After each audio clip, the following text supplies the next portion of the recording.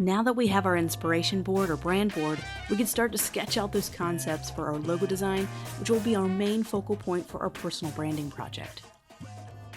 Since you already defined your target market and created your inspiration board, sketching out ideas for a logo and picking out our colors and fonts will go a lot quicker now that we have a basis of who we're designing for. There are many directions we can go in with our logo design. This class will focus more on the branding aspect and less on the technical steps we need to go through using software.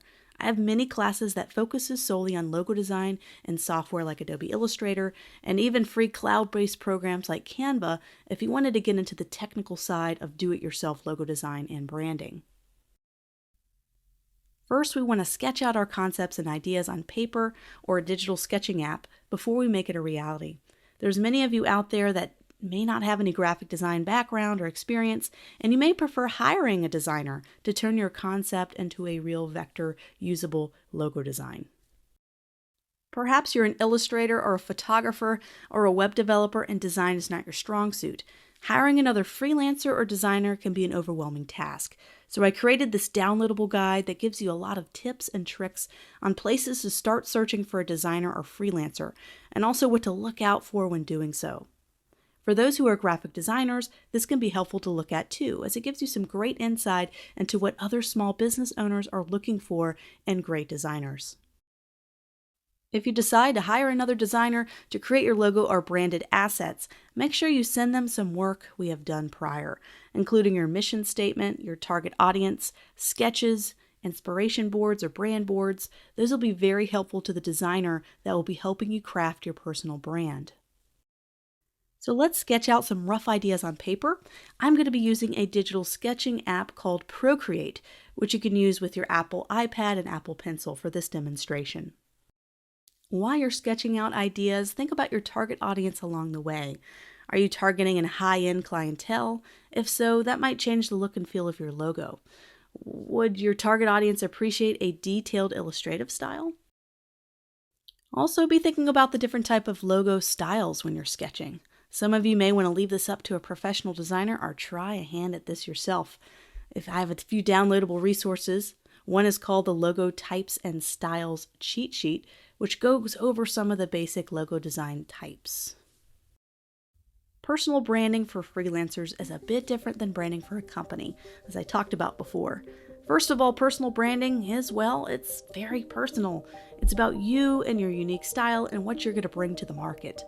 I find the best freelancer logos put the freelancer's style on full display, and you can echo similar colors you use in your work, like we just derived from our brand board in the lesson prior. Branding and logo design for companies tend to focus on the product or service.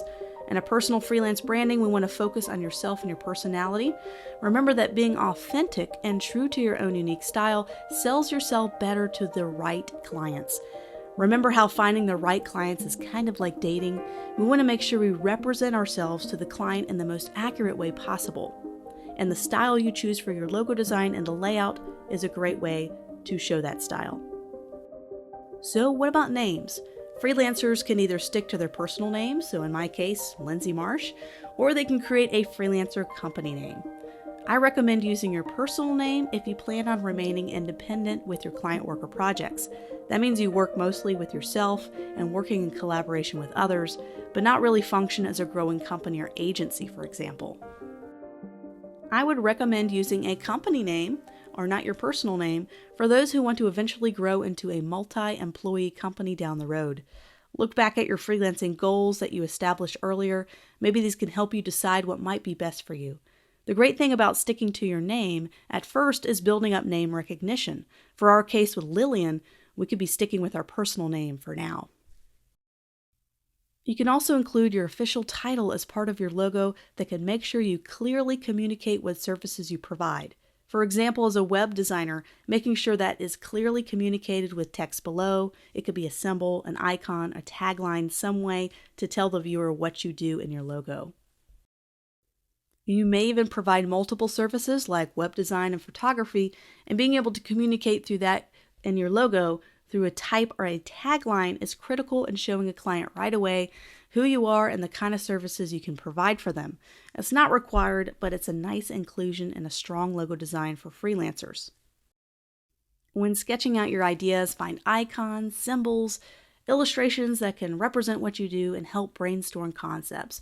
For example, it could be the pen tool in Adobe Illustrator for a graphic designer, for example. And this is a tool that she uses every day in her profession, and so it makes a lot of sense in including it in her logo, just for an example. Do not overdo it on brainstorming. For those of you who are wanting to go as far as possible creating your own logo and branding, try coming up with 3 viable concepts you want to develop further using vector software. Every logo needs to eventually be created in vector format. There are many great vector programs like Affinity Designer, which is a cheaper version, or if you have the Adobe Creative Suite, Adobe Illustrator. You may also want to hire a graphic designer to take on your rough sketches and create that vector format for you. Affinity Designer is that cheaper solution and only costs around $50, just a one-time fee for those wanting to give this a try on their own and not hire a graphic designer. You can even put together a logo using Canva, which is a cloud-based free design tool that allows you to put together simple logos, although it is a little bit limited. So now that we were able to sketch out 3 different ideas and concepts, I'm going to go a step further and make these a reality in vector format in Adobe Illustrator.